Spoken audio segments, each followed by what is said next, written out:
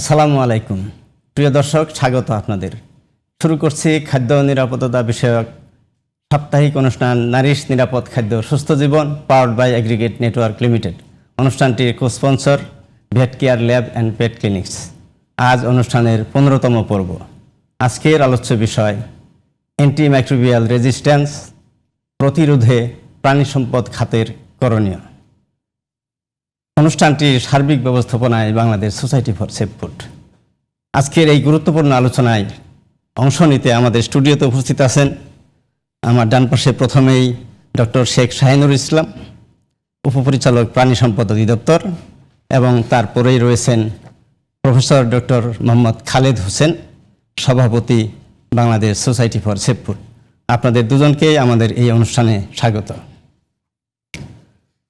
আলোচনার শুরুতেই ডক্টর শেখ শাহিনুর ইসলাম, আপনার কাছে আমরা জানতে চাইব যে অ্যান্টিমাইক্রোবিয়াল রেজিস্ট্যান্স এখন বিশ্বব্যাপী একটি উদ্বেগের কারণ। তো স্বাস্থ্য খাত, কৃষি খাত এবং পরিবেশের সাথে মৎস্য ও প্রাণী সম্পদ খাত এর সাথে সম্পর্কিত। বাংলাদেশের বাস্তবতায় প্রাণী সম্পদ খাতে এর বর্তমান চিত্র কি? আপনি যদি একটু দর্শকদের জন্য সহজ ভাষায় বলেন। হ্যাঁ, ধন্যবাদ আপনাকে। এমন একটা সুন্দর আলোচনা অনুষ্ঠানে আমাকে কিছু বলার জন্য, বিশেষ করে লাইভস্টক সেক্টর, এএমআর রিলেটেড যে অ্যাক্টিভিটিগুলো আছে তার কি প্রেক্ষাপট আছে সে বিষয়ে। আসলে অ্যান্টিমাইক্রোবিয়াল যেটা আমরা রোগ প্রতিরোধের জন্য গবাদি পশুতে ব্যবহার করছি, আলটিমেটলি এটার ইম্প্যাক্ট পড়তেছে পাবলিক হেলথের উপরে এবং এনভায়রনমেন্টের উপরে। এই বিষয়টা প্রাণী সম্পদ অধিদপ্তর অত্যন্ত সুদক্ষভাবে বিবেচনা করে আমরা কিন্তু নিরাপদ প্রাণী সম্পদ উৎপাদনের দিকে পদক্ষেপ গ্রহণ করেছি। বিশেষ করে খামার পর্যায়ে কম অ্যান্টিবায়োটিক ব্যবহার করে খামারিদের কিভাবে প্রশিক্ষিত করে তাদের সেফটি প্যারামিটারগুলো বজায় রেখে তাদেরকে প্রাণী সম্পদ লালন পালন করতে পারে সেজন্য তাদের প্রশিক্ষণ করছি। সাথে সাথে তাদের অ্যাওয়ারনেস বেড়িয়ে তুলছি এবং এটা আমরা 2016 সাল থেকে এই কার্যক্রমটা হাতে নিই এবং এটা এখনও আমরা এটা বাস্তবায়ন করছি এবং ইমপ্লিমেন্টেশন করতেছি যাতে করে খামারিরা কম অ্যান্টিবায়োটিক ব্যবহার করে, এবং আমাদের মন্ত্রণালয়ের দিক নির্দেশনা এই কার্যক্রমগুলো আমরা মাঠ পর্যায়ে অ্যান্টিবায়োটিক অ্যান্টিমাইক্রোবিয়াল। আসলে আমরা অ্যান্টিমাইক্রোবিয়াল যেটা ব্যবহার করছি মূলত আমরা কিন্তু ব্যাকটেরিয়াল ইনফেকশনের জন্য ব্যবহার করছি। সুতরাং সেক্ষেত্রে এটা অ্যান্টিবায়োটিকের কথাটা প্রথম বিবেচনা আসে। আপনাদের রেজিস্ট্যান্ট হতে পারে, প্যারাসাইটিকে হতে পারে, ভাইরালে হতে পারে, কিন্তু মূলত আমরা কিন্তু ব্যাকটেরিয়াল প্যাথোজেনের কথা বলছি। আমাদের কার্যক্রম কিন্তু চলমান আছে এবং খামারিদের আমরা এই বিষয়ে প্রশিক্ষিত করছি এবং কার্যক্রম আমরা চালিয়ে নিয়ে যাচ্ছি। তো ধন্যবাদ আপনাকে। আপনার কাছে পরে আসবো। তো এই পর্যায়ে প্রফেসর ডক্টর খালেদ হোসেন, প্রাণী সম্পদ খাতে অ্যান্টিমাইক্রোবিয়ালের দায়িত্বহীন ব্যবহার কিভাবে নিরাপদ খাদ্য ভোক্তার স্বাস্থ্যের উপর প্রভাব ফেলতে পারে, এই বিষয়ে যদি আপনি দর্শকদের উদ্দেশ্যে বলেন। ধন্যবাদ আপনাকে। আমি প্রথমে জিটিভি এবং বাংলাদেশ সোসাইটি ফর সেফ ফুডকে ধন্যবাদ জানাই এ ধরনের একটি জনগুরুত্বপূর্ণ বিষয়ে অনুষ্ঠান আয়োজনের জন্য। হ্যাঁ, বিষয়টি হলো যে আমরা দায়িত্বহীন ব্যবহারের কথা বলছি আর কি। অ্যান্টিমাইক্রোবিয়ালগুলো কি আমরা একটু আগে জানলাম, যেটা অ্যান্টিবায়োটিক হতে পারে, অ্যান্টিভাইরাল হতে পারে, অ্যান্টিপ্যারাসাইটিক হতে পারে। তো এগুলো দায়িত্বহীন ব্যবহার প্রথম যে বিষয়টি হলো যে সঠিক সিলেকশন হয়েছে কিনা, অ্যান্টিবায়োটিক সঠিক মাত্রায় এটি ইউজ হচ্ছে কিনা, সঠিক কোর্স মানে ডিউরেশনটা প্রপারলি ইউজ হচ্ছে কিনা, এবং পাশাপাশি এর উইথড্রয়াল পিরিয়ডটা মেনটেন করা হচ্ছে না। এই জিনিসগুলো হলো দায়িত্বশীলতার সঙ্গে আসলে ব্যবহার করা উচিত। যদি দায়িত্বহীন ব্যবহার হয়, অর্থাৎ যে অ্যান্টিবায়োটিক দেওয়ার কথা সেটি না দিয়ে অন্য একটি অ্যান্টিবায়োটিক দেওয়া হয়, এর কোর্সটা যতদিন আসলে অ্যান্টিবায়োটিকটি খাওয়ার প্রয়োজন বা ব্যবহার করা প্রয়োজন ততদিন যদি ব্যবহার করা না হয়, অথবা এই অ্যান্টিবায়োটিকটি শরীরে ব্যবহার হয় এবং এটার মেটাবলিজম শেষে এটা শরীর থেকে এক্সক্রিয়েশন হয়ে যায়, এইটুকু সময়কে আমরা উইথড্রয়াল পিরিয়ড হিসেবে চিহ্নিত করে থাকি। এটি যদি পূর্ণ না হওয়ার আগেই যদি অ্যানিম্যালের দেহে যে অ্যান্টিবায়োটিক ব্যবহার হয় অথবা ফার্মে যে অ্যান্টিবায়োটিক ব্যবহার হয়, তাদের প্রোডাক্টগুলো মাংস, দুধ, ডিম, ইভেন মাছ, এগুলো যদি মানে পাবলিকের ভোক্তার খাদ্য হিসেবে যদি বাজারে নিয়ে যাওয়া হয়, তাহলে সেখানে কিছু অ্যান্টিবায়োটিকের রেসিডিউ থেকে যায়। জি, এইটা জনস্বাস্থ্যের জন্য অবশ্যই ক্ষতির কারণ হবে যদি এটা হলো ম্যাক্সিমাম রেসিডিউ লেভেলটা যদি অতিক্রম করে, অর্থাৎ একটা নির্দিষ্ট পরিমাণ অ্যান্টিমাইক্রোবিয়াল খাদ্যে থাকলেও সেটা স্বাস্থ্যের জন্য ক্ষতিকর নয়, বাট তার উপরে গেলে সেটা জনস্বাস্থ্যের জন্য ক্ষতিকর। এবং এই অ্যান্টিমাইক্রোবিয়ালের প্রপার ইউজ না হওয়ার কারণে প্রাণী স্বাস্থ্যে যে প্রাণীর দেহে যে মাইক্রো অর্গানিজম বা জীবাণুগুলো থাকে সেগুলো জীবাণু প্রতিরোধী হয়ে ওঠে, জি। সেগুলো কিন্তু পরবর্তীতে মানুষের শরীরে চলে যেতে পারে। জি, ধন্যবাদ। বুঝতে পারছি, তার মানে দাঁড়ালো যে প্রভাব আছে। অবশ্যই, তার মানে অবশ্যই, আমাদের জি। প্রাণী সম্পদ খাত জি। কিংবা স্বাস্থ্য খাত, পরিবেশ সবকিছু মিলিয়ে আমাদের সম্মিলিত প্রয়াস আমাদের দরকার। জি, নিশ্চয়ই। তো আপনার কাছে আসবো পরে। ডক্টর শেখ শাহিনুর ইসলাম, খামারে অ্যান্টিমাইক্রোবিয়াল ব্যবহারের ক্ষেত্রে সবচেয়ে বেশি কী ধরনের অনিয়ম বা ভুল দেখা যায়? ইতিমধ্যে আমরা কিছুটা হলেও জেনেছি, কিন্তু আসলে স্পেসিফিকলি কোন কোন অনিয়মগুলো বা ভুলগুলো আমরা করে থাকি? ধন্যবাদ আপনার একটা সুন্দর প্রশ্ন করার জন্য। আপনারা আমাদের দেশে লক্ষ্য করবেন যে কিছু কিছু খামারি তারা যে অ্যান্টিবায়োটিক ব্যবহার করছে, সেক্ষেত্রে তার যে প্রত্যাহারকালটা, যেটাকে আমরা উইথড্রল পিরিয়ড বলছি, সেটা মানতেছে না। যে অ্যান্টিবায়োটিক ব্যবহার করছে লাস্ট দিনেই, ওই দিনই অ্যান্টিবায়োটিক ব্যবহার করছে, ওই দিন কিন্তু মুরগিটা সে মার্কেটিং করতেছে। সেক্ষেত্রে তার রেসিডিউ কিন্তু মুরগির দেহে থেকে যাচ্ছে, মাংসে থেকে যাচ্ছে। তখন কিন্তু এটা বাজারে বিক্রি করলে এটা কিন্তু মানুষের খাদ্য চেইনের মাধ্যমে মানুষের ভিতরে কিন্তু রেসিডিউ চলে আসতেছে। সুতরাং এইটা একটা মেজর ভুল কিন্তু খামারে করছে।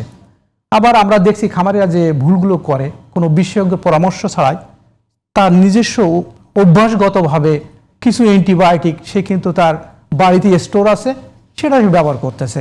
সুতরাং একই সাথে ওই অ্যান্টিবায়োটিক লাগতেছে না, সে কিন্তু করতেছে, যেটা হলো আসলে দরকার নাই, সে কিন্তু করে যাচ্ছে।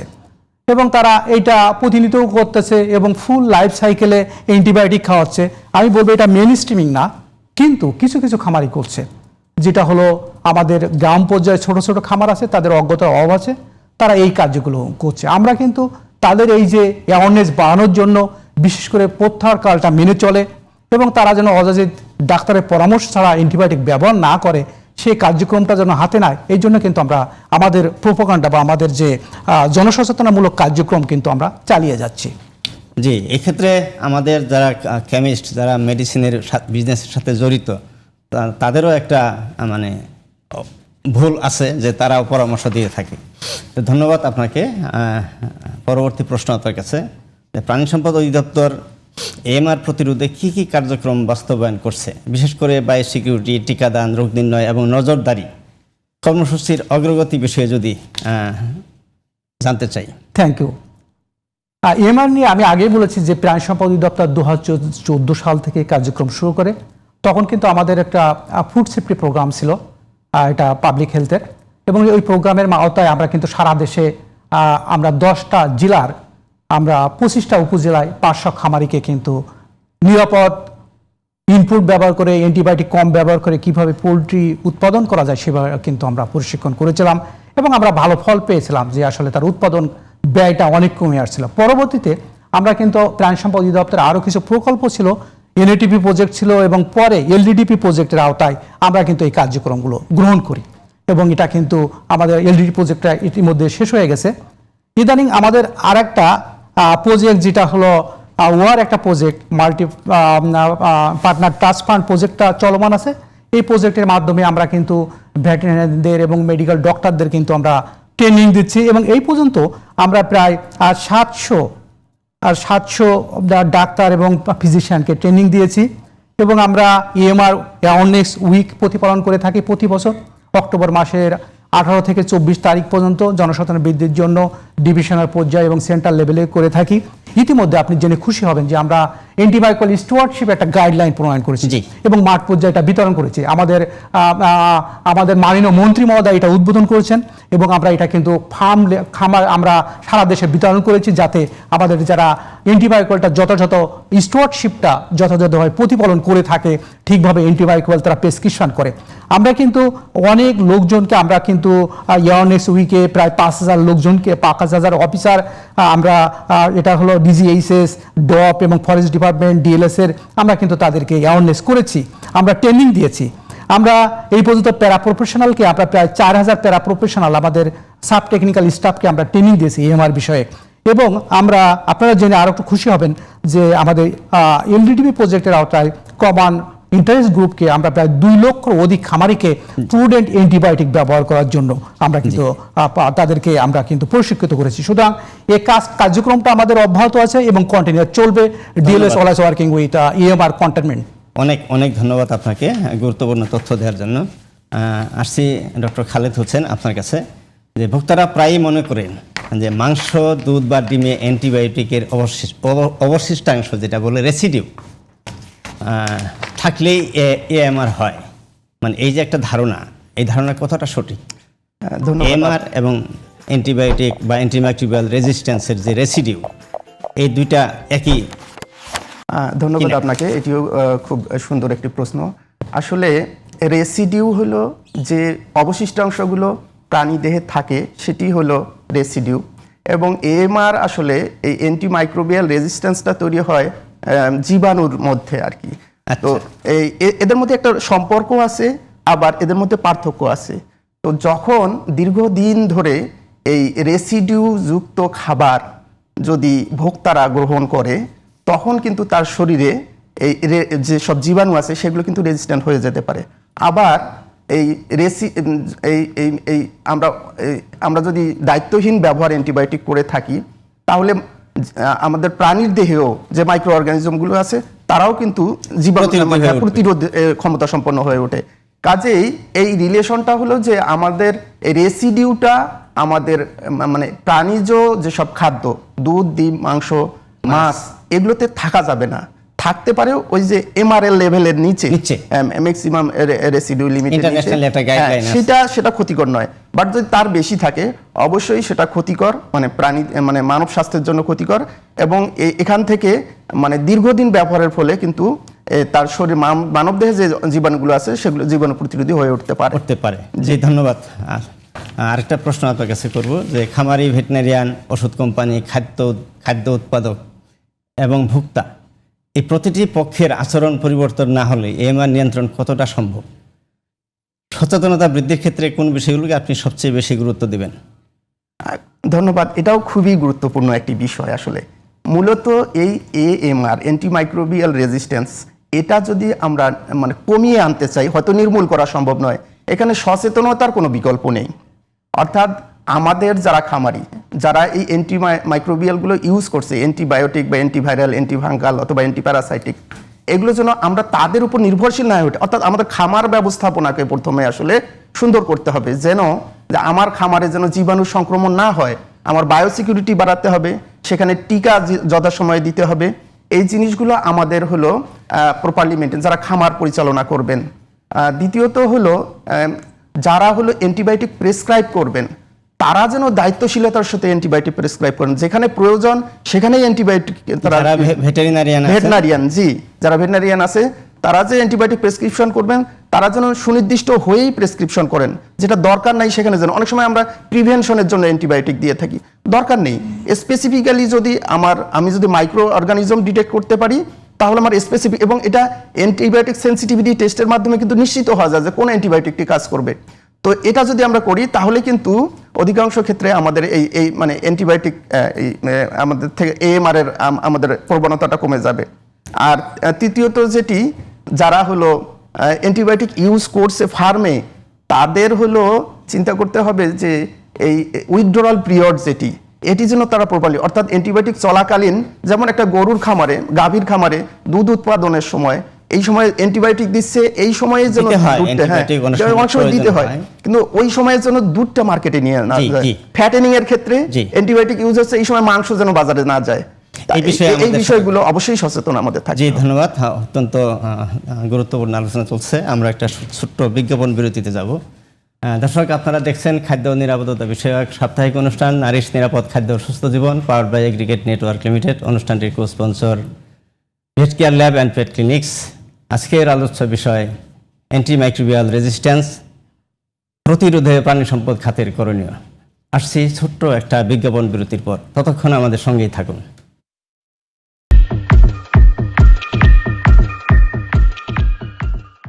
নারিশ পোল্ট্রি ফিড পুষ্টি সমৃদ্ধ প্রাণী খাদ্য। এর ব্যবহারে নিশ্চিত হয় সঠিক ওজন বৃদ্ধি ও ডিম উৎপাদনের সক্ষমতা। উন্নত মানের কাঁচামাল দিয়ে তৈরি হয় ফিডের প্রতিটি দানা। প্রাণীর সঠিক পুষ্টি ও ভোক্তার খাদ্য নিরাপত্তা নারিশের অঙ্গীকার। নিরাপদ খাদ্য শুরু হয় খামার থেকে, তাই আমরা দিচ্ছি নিরাপদ ও বিশ্বস্ত ফিড, যাতে নিশ্চিত হয় মাংস ও ডিমের গুণগত মান। দেশ জুড়ে হাজারো খামারি নারিশ ফিডের উপর নির্ভরশীল, কারণ তারা জানে সফল খামারের পেছনে আছে নারিশ। নারিশ, পুষ্টির প্রতিশ্রুতি, নিরাপত্তার আস্থা। 60 না 60 বেচলে আমার খরচ উঠবে না। তাই যা বাড়িতে নিয়ে বসা। ও রমজান আলী, আদা কি বাড়িতে বসাইছো? আমি তো সকাল সকাল আদা রাজধানীতে পাঠাই দিছি, ঘরে বসেই বিক্রি করি। কেমনে কি? এগ্রিগেট অ্যাপ দিয়া অ্যাকাউন্ট খোলা যত সহজ, চালানো ঠিক ততটাই সহজ। বাজারের বিক্রি থেকে শুরু করে ক্ষেতের যে কোনো সমস্যায় পাই আমি ফ্রি কাউন্সিলিং। কই যাও? 70 মনে রাখ। আমি এখন এগ্রিগেট অ্যাপে বিক্রি করবো। হাজারো কৃষকের মতো এগ্রিগেট অ্যাপ ব্যবহার করে হয়ে যান স্মার্ট কৃষক। এগ্রিগেট, বাজার কৃষকের আঙিনায়। নারিশ পোল্ট্রি ফিড, পুষ্টি সমৃদ্ধ প্রাণী খাদ্য। এর ব্যবহারে নিশ্চিত হয় সঠিক ওজন বৃদ্ধি ও ডিম উৎপাদনের সক্ষমতা। উন্নত মানের কাঁচামাল দিয়ে তৈরি হয় ফিডের প্রতিটি দানা। প্রাণীর সঠিক পুষ্টি ও ভোক্তার খাদ্য নিরাপত্তা নারিশের অঙ্গীকার। নিরাপদ খাদ্য শুরু হয় খামার থেকে, তাই আমরা দিচ্ছি নিরাপদ ও বিশ্বস্ত ফিড, যাতে নিশ্চিত হয় মাংস ও ডিমের গুণগত মান। দেশ জুড়ে হাজারো খামারি নারিশ ফিডের উপর নির্ভরশীল, কারণ তারা জানে সফল খামারের পেছনে আছে নারিশ। নারিশ, পুষ্টির প্রতিশ্রুতি, নিরাপত্তার আস্থা। বুদ্ধি শক্তি স্বামীনা সবাই দেখে বলছে এই তো হিরো। হিমো হিমের রাজাকে এগরি ব্রেকফাস্টে সুপারস্টার এগরি সবাই মিলে এগরি এগরি হিমের রাজা সব বিমার থেকে আগায়।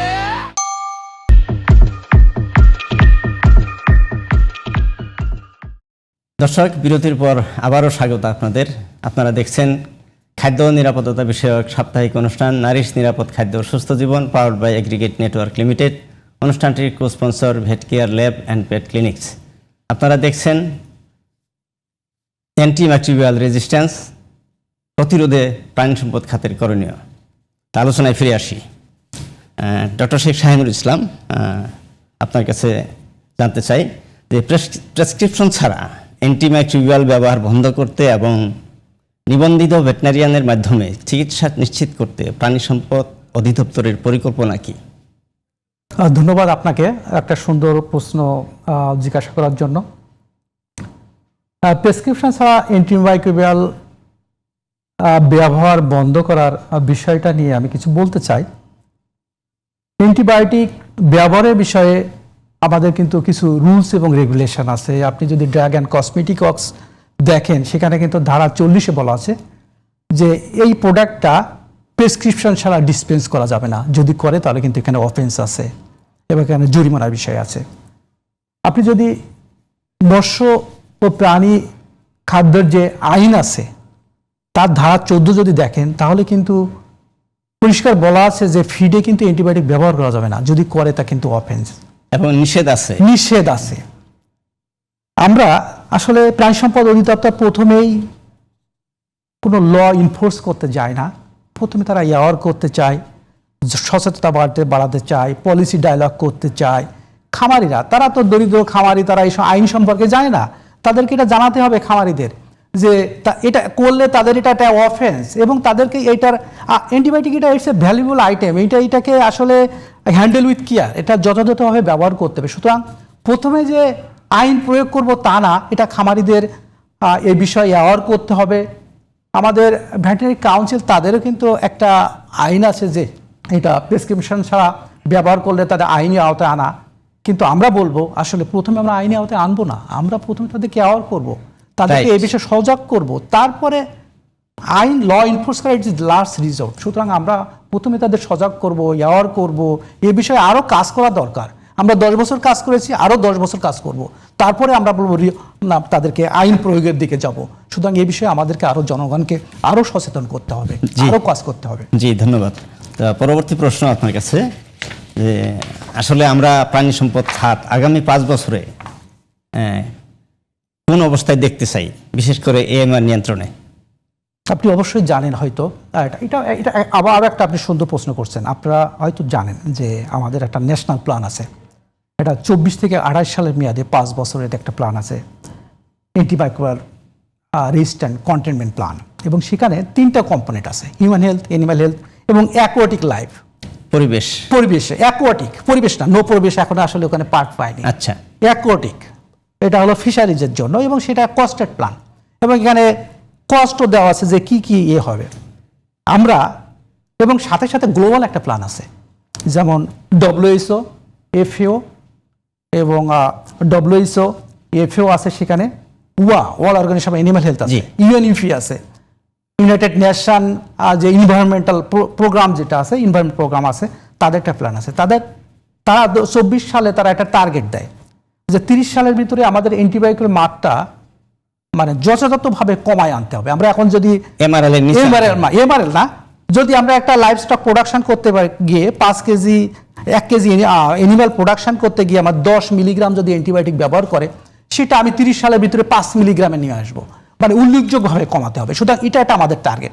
আর একটা টার্গেট, ওই টার্গেটের সঙ্গে আমরা অ্যালাইন করছি। আর একটা টার্গেট হলো আমরা অ্যান্টিবায়োটিকটা আমরা যথাযথভাবে ব্যবহার করব, প্রুডেন্ট ইউজ করব। আর একটা টার্গেট আছে আমাদের, ইম্পর্টেন্ট একটা টার্গেট, যে আমরা যে বললাম যে আমাদের যে কস্টেড প্ল্যান আছে, এটা যথাযথভাবে প্রতিপালন করতে হবে। এটা কিন্তু সব কার্যক্রমটা আমরা ওই যে ডকুমেন্টটা যদি দেখি তাহলে বুঝতে পারবো কার কি কাজ আছে, সব কাজ আছে, কমিউনিকেশন প্ল্যান আছে, সব কিছু আছে। সুতরাং ওইটাকে প্রতিপালন করতে হবে। আর একটা ইম্পর্টেন্ট একটা কাজ আছে যে আমাদের ইএমআর এর যে অ্যাক্টিভিটিগুলো মূলত এটা হলো ডোনার ফান্ডেড, সরকারকে ব্যবস্থাপনায় কোনো উন্নয়ন প্রকল্পের আওতায় এই কার্যক্রমগুলো টেক আপ করা। আপনি জানেন যে আমাদের একটা প্রজেক্টে একটা ফ্লেমিং ফান্ডের আওতায় আমরা 5টা ল্যাবকে আমরা কিন্তু আবেদন করছি। ঠিক আছে, আমাদের এখন দরকার আমাদের নিজস্ব অর্থায়নে এই কার্যক্রমগুলোকে আগায় নিয়ে যাওয়া, যাতে আগামী 5 বছরের ভিতরে ইএমআরটাকে মনিটরিং করতে পারি, সার্ভিলেন্স করতে পারি, জনগণকে অ্যাওয়ার করতে পারি, এবং আলটিমেটলি লাইফ স্টক প্রোডাকশনে অ্যান্টিমাইক্রোবিয়ালের যে ইউজটা আমরা ড্রাস্টিক হারে কমায় আনতে পারি, যাতে করে জনস্বাস্থ্যকে সুরক্ষা করতে পারি, এনভায়রনমেন্টটাকে সুরক্ষা করতে পারি। জি, চমৎকার, ধন্যবাদ আপনাকে। পরবর্তী প্রশ্ন আপনার কাছে আসবো। আমি ডক্টর খালেদ আপনার কাছে জানতে চাই যে এএমআর মোকাবেলায় প্রাণী সম্পদ খাতকে মানব স্বাস্থ্য ও পরিবেশ খাতের সঙ্গে কিভাবে আরও কার্যকরভাবে সমন্বয় করা যায়, ওয়ান হেলথ বাস্তবায়নে আপনার পরামর্শ কি? ধন্যবাদ আপনাকে। এটিও অনেক গুরুত্বপূর্ণ একটি বিষয়। আসলে ওয়ান হেলথ কনসেপ্টটি আমাদের বুঝতে হবে। আমরা মানুষ, প্রাণী সবাই কিন্তু পরিবেশের মধ্যে বসবাস করি, এবং অ্যান্টিবায়োটিক বা অ্যান্টিমাইক্রোবিয়াল প্রতিরোধী জীবাণুগুলো কিন্তু পরিবেশেই থাকে। এখন এগুলো অনেকগুলো জীবাণু আছে যেগুলো প্রাণী থেকে মানুষে আসে, মানুষ থেকে প্রাণীতে যায়। সেটা খাদ্যের মাধ্যমে আসতে পারে, সংস্পর্শে আসতে পারে, এনভায়রনমেন্ট থেকে আসতে পারে। কাজেই এই অ্যান্টিমাইক্রোবিয়াল রেজিস্ট্যান্স যদি আমরা এটাকে মোকাবিলা করতে চাই, সমন্বিত উদ্যোগের কোনো বিকল্প নেই। এখানে হলো human health sector, animal health sector, environment sector, এই 3টি সেক্টরকেই সমন্বিতভাবে কাজ করতে হবে। এখানে যৌথভাবে এই বিশেষ করে তথ্যের বিনিময় কিন্তু প্রত্যেকটা সেক্টরের সঙ্গে থাকতে হবে। আপনার যৌথ নজরদারি, সার্ভিলেন্স কিন্তু যৌথ নজরদারি করতে হবে। আমাদের যে ডায়াগনস্টিক সিস্টেম যে আছে, এই জয়েন্ট ডায়াগনস্টিক সিস্টেম, আমাদের জয়েন্ট গবেষণা আমাদের করতে হবে। এবং পাশাপাশি যে আমরা যে এএমআর নিয়ন্ত্রণ করব আর কি, সেক্ষেত্রে একটি সমন্বিত নীতিমালা থাকতে হবে। অর্থাৎ অ্যানিম্যাল হেলথ সেক্টর, হিউম্যান সমন্বিতভাবে আমাদের একটা নীতিমালাকে ফলো করতে হবে সমন্বিতভাবে, এছাড়া কিন্তু সম্ভব নয়। আর তৃতীয় যেটি বিষয় হচ্ছে যে এই এএমআর ডিটেকশনের জন্য এই আমাদের ল্যাবরেটরিগুলোর সক্ষমতা বাড়াতে হবে, আমাদের ম্যান পাওয়ারগুলোকে দক্ষ করতে, যেন আমরা সঠিকভাবে আসলে এএমআরটাকে ডিটেক্ট করতে পারি, কখন কোন জায়গায় কিভাবে ছড়াচ্ছে এগুলো আমরা মানে পরিমাণটা আমরা ডিটেক্ট করতে পারি এবং সেই অনুযায়ী মেজার নিতে পারি। কাজে এই ওয়ান হেলথ অ্যাপ্রোচ ছাড়া এই এএমআর মানে নিয়ন্ত্রণ করা, অ্যান্টিমাইক্রোবিয়াল রেজিস্ট্যান্স নিয়ন্ত্রণ করা খুবই দূর হবে। অবশ্যই। ধন্যবাদ। পরবর্তী প্রশ্ন আপনার কাছে। এএমআরকে একটি নীরব মহামারী বলা হচ্ছে। আমরা জানি যে প্রাণী সম্পদ খাতের সঙ্গে সংশ্লিষ্ট ভেটেরিনারিয়ান, খামারি, ওষুধ ব্যবসায়ী এবং সাধারণ ভোক্তাদের জন্য আপনার গুরুত্বপূর্ণ বার্তা কি হবে? ধন্যবাদ আপনাকে। আমরা এটাকে নীরব মহামারী বলতেছি। আসলে এটি নীরব, আমি বলবো যে এটি নীরব নেই। সারা বিশ্বে প্রতি বছর প্রায় 11.5 লক্ষ মানুষ মারা যাচ্ছে এই এই এই ওষুধগুলো অকার্যকর হওয়ার কারণে, অ্যান্টিমাইক্রোবিয়ালগুলো। এবং বাংলাদেশের যেটা স্ট্যাটিস্টিক্স আছে, প্রায় হলো 23,500 মানুষ প্রতি বছর অ্যান্টিবায়োটিক কাজ না করার কারণে মৃত্যুবরণ করতেছে। কাজেই এটাকে নীরব মহামারী আমরা বলছি। এবং এই ক্ষেত্রে আমাদের বিশেষ করে হলো প্রাণী সম্পদ খাতে সংশ্লিষ্ট যারা ব্যক্তি, আমি যদি বলি স্পেসিফিক্যালি যারা অ্যান্টিবায়োটিক প্রেসক্রাইব করেন, ভেটেরিনারিয়ান, তাদেরকে কিন্তু দায়িত্বশীলতার সঙ্গে অ্যান্টিবায়োটিক চুজ করতে হবে। এটা প্রয়োজন, শুধু চুজ নয়, প্রয়োজন আছে কি নেই এটা নিশ্চিত হয়েই তাকে হলো অ্যান্টিবায়োটিক প্রেসক্রিপশন, সঠিক অ্যান্টিবায়োটিকটি দিতে হবে। এবং এইখানে ধরুন হলো যারা খামারি, তাদেরকে কিন্তু ওই ডাক্তারের পরামর্শটা মানতে হবে। তার কোর্স যতদিন, ধরুন 7 দিন অ্যান্টিবায়োটিক দেওয়ার কথা বলা হয়েছে, উনি যেন 5 দিন দিয়ে বন্ধ করে না দেন, ওনাকে 7 দিনেই করতে হবে। এবং অ্যান্টিবায়োটিক যখন ইউজ করবেন, তারপরে উইথড্রল পিরিয়ডের কথা বলা হয়েছে যে এই সময়টা আপনি তার প্রোডাক্ট, অ্যানিমাল প্রোডাক্টগুলো বাজারে নেবেন না, এটি কিন্তু তাকে মানতে হবে, না হলে কিন্তু এই রেসিডিউ আবার চলে আসবে। তো এই বিষয়গুলো হলো, এবং যারা হলো সেলার, আমরা বলবো ফার্মেসি বলবো আর কি, ফার্মেসি কখনোই মানে একজন রেজিস্টার্ড ভেটেরিনারিয়ান এর প্রেসক্রিপশন ছাড়া উনি এই অ্যান্টিবায়োটিক উনি বিক্রি করবেন না, এটা অবশ্যই নিশ্চিত করতে হবে। তো কাজেই সবারই হলো দায়িত্ব রয়েছে, এবং ভোক্তাদেরও হলো অনেক দায়িত্ব রয়েছে, অবশ্যই নিরাপদ খাদ্য নিশ্চিত করা। আমরা আপনার কাছে পরবর্তীতে আসবো সময় পেলে। তো ডক্টর শেখ শাহিনুল ইসলাম, সংক্ষেপে আপনাকে প্রশ্নটা যদি করি যে আমাদের স্বাস্থ্য খাতে 18 কোটি মানুষের জন্য প্রায় 29,000-এর উপরে চিকিৎসক আছেন। সিমিলারলি প্রায় 47 কোটি হাঁস, মুরগি, গবাদি পশুর জন্য আমাদের ভেটেরিনারিয়ান রয়েছে সরকারি পর্যায়ে 16 থেকে 1700।